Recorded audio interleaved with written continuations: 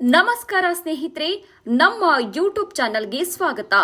ತಾತನಿಂದ ತಂದೆಗೆ ಬಂದ ಆಸ್ತಿಯಲ್ಲಿ ಮೊಮ್ಮಕ್ಕಳಿಗೆ ಸ್ವತಃ ಹಕ್ಕು ಇದೆಯೇ ಅಥವಾ ಅದು ತಂದೆಯ ವೈಯಕ್ತಿಕ ಆಸ್ತಿಯಾಗುತ್ತದೆಯೇ ಎಂಬ ಪ್ರಶ್ನೆ ಅನೇಕ ಕುಟುಂಬಗಳಲ್ಲಿ ವಿವಾದಕ್ಕೆ ಕಾರಣವಾಗುತ್ತಿದೆ. ಇದೀಗ ಈ ವಿಷಯದ ಬಗ್ಗೆ ಹೈಕೋರ್ಟ್ ಮಹತ್ವದ ತೀರ್ಪು ನೀಡಿದ್ದು, ಕುಟುಂಬದ ಆಸ್ತಿ ಹಂಚಿಕೆ ಮತ್ತು ವಾರಸುದಾರರಿಗೆ ವಿಚಾರದಲ್ಲಿ ಹೊಸ ಸ್ಪಷ್ಟನೆಯೊಂದು ನೀಡಿದೆ. ಹಾಗಾದ್ರೆ ಹೈಕೋರ್ಟ್ ಏನು ಹೇಳಿದೆ? ಈ ತೀರ್ಪಿನ ಅರ್ಥವೇನು?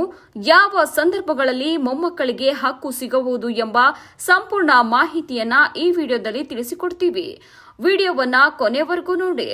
ಇನ್ನು ಯಾರೆಲ್ಲ ನಮ್ಮ ಯೂಟ್ಯೂಬ್ ಚಾನೆಲ್ಗೆ ಸಬ್ಸ್ಕ್ರೈಬ್ ಮಾಡಿವೋ ದಯವಿಟ್ಟು ಸಬ್ಸ್ಕ್ರೈಬ್ ಮಾಡಿ.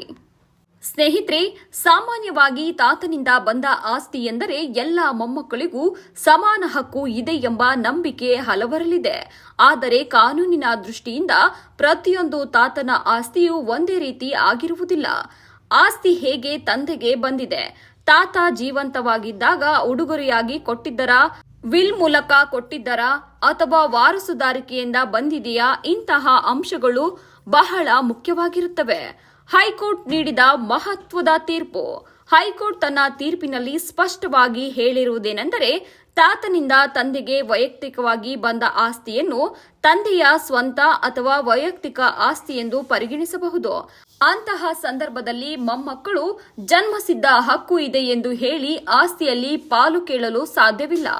ಅಂದರೆ ಆಸ್ತಿ ತಂದೆಯ ವೈಯಕ್ತಿಕ ಸ್ವಾಧೀನದಲ್ಲಿದ್ದರೆ ಅದನ್ನು ಹೇಗೆ ಬಳಸಬೇಕು, ಯಾರಿಗೆ ನೀಡಬೇಕು ಎಂಬ ನಿರ್ಧಾರವನ್ನು ತಂದೆಯೇ ತೆಗೆದುಕೊಳ್ಳಬಹುದು.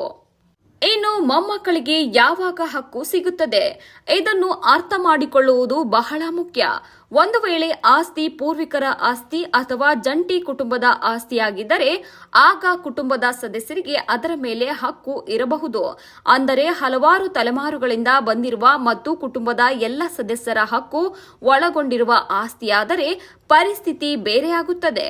ಆದರೆ ತಾತನಿಂದ ತಂದೆಗೆ ವೈಯಕ್ತಿಕವಾಗಿ ವರ್ಗಾವಣೆಗೊಂಡಿರುವ ಆಸ್ತಿಯ ವಿಚಾರದಲ್ಲಿ ಮೊಮ್ಮಕ್ಕಳಿಗೆ ಸ್ವಯಂ ಹಕ್ಕು ಸಿಗುವುದಿಲ್ಲ ಎಂದು ನ್ಯಾಯಾಲಯ ಅಭಿಪ್ರಾಯವನ್ನ ವ್ಯಕ್ತಪಡಿಸಿದೆ. ಕುಟುಂಬಗಳಿಗೆ ಈ ತೀರ್ಪಿನ ಪರಿಣಾಮ.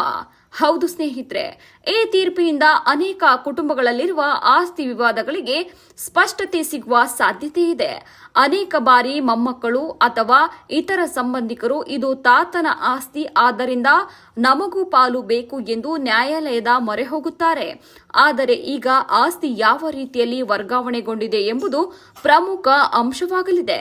ಹೀಗಾಗಿ ದಾಖಲೆಗಳು, ವಿಲ್, ಉಡುಗೊರೆ ಪತ್ರ ಮತ್ತು ವಾರಸುದಾರಿಕೆಯ ದಾಖಲೆಗಳ ಮಹತ್ವ ಇನ್ನಷ್ಟು ಹೆಚ್ಚಾಗಿದೆ. ಇನ್ನು ಕಾನೂನು ತಜ್ಞರ ಪ್ರಕಾರ ಪ್ರತಿಯೊಂದು ಪ್ರಕರಣವು ಅದರ ದಾಖಲೆಗಳು ಮತ್ತು ವಾಸ್ತವಾಂಶಗಳ ಆಧಾರದ ಮೇಲೆ ನಿರ್ಧಾರವಾಗುತ್ತದೆ. ಹೀಗಾಗಿ ಒಂದು ಪ್ರಕರಣದ ತೀರ್ಪನ್ನು ಎಲ್ಲ ಪ್ರಕರಣಗಳಿಗೆ ಅನ್ವಯಿಸಲು ಸಾಧ್ಯವಿಲ್ಲ. ಯಾರಾದರೂ ಆಸ್ತಿ ವಿವಾದದಲ್ಲಿ ಇದ್ದರೆ ಕಾನೂನು ಸಲಹೆ ಪಡೆಯುವುದು ಉತ್ತಮ. ದಾಖಲೆಗಳನ್ನು ಪರಿಶೀಲಿಸದೆ ಯಾವುದೇ ನಿರ್ಧಾರಕ್ಕೆ ಬರಬಾರದು ಎಂದು ತಜ್ಞರು ಸಲಹೆ ನೀಡುತ್ತಾರೆ. ಇನ್ನು ಜನರು ತಿಳಿಯಬೇಕಾದ ಪ್ರಮುಖ ವಿಷಯಗಳು ಏನೆಂದರೆ, ತಾತನ ಆಸ್ತಿ ಎಂದರೆ ಎಲ್ಲ ಸಂದರ್ಭಗಳಲ್ಲೂ ಮೊಮ್ಮಕ್ಕಳಿಗೆ ಹಕ್ಕು ಸಿಗುವುದಿಲ್ಲ. ಆಸ್ತಿ ಹೇಗೆ ತಂದೆಗೆ ಬಂದಿದೆ ಎನ್ನುವುದು ಬಹಳ ಮುಖ್ಯ. ವೈಯಕ್ತಿಕ ಆಸ್ತಿಯಾದರೆ ತಂದೆಯೇ ಅದರ ಮಾಲೀಕ. ಜಂಟಿ ಕುಟುಂಬ ಅಥವಾ ಪೂರ್ವಿಕರ ಆಸ್ತಿಯಾದರೆ ನಿಯಮಗಳು ಭಿನ್ನವಾಗಿರಬಹುದು. ಆಸ್ತಿ ವಿವಾದಗಳ ಸಂದರ್ಭದಲ್ಲಿ ಕಾನೂನು ಸಲಹೆ ಪಡೆಯುವುದು ಮುಖ್ಯ. ಇನ್ನು ಒಂದು ಉದಾಹರಣೆ ಮೂಲಕ ಅರ್ಥ ಮಾಡಿಕೊಳ್ಳುವುದಾದ್ರೆ, ಒಬ್ಬ ತಾತ ತನ್ನ ಮಗನಿಗೆ ವಿಲ್ ಮೂಲಕ ಒಂದು ಮನೆ ಬರೆದುಕೊಟ್ಟಿದ್ದಾರೆ ಎಂದು ನೀವು ಊಹಿಸಿಕೊಳ್ಳಿ.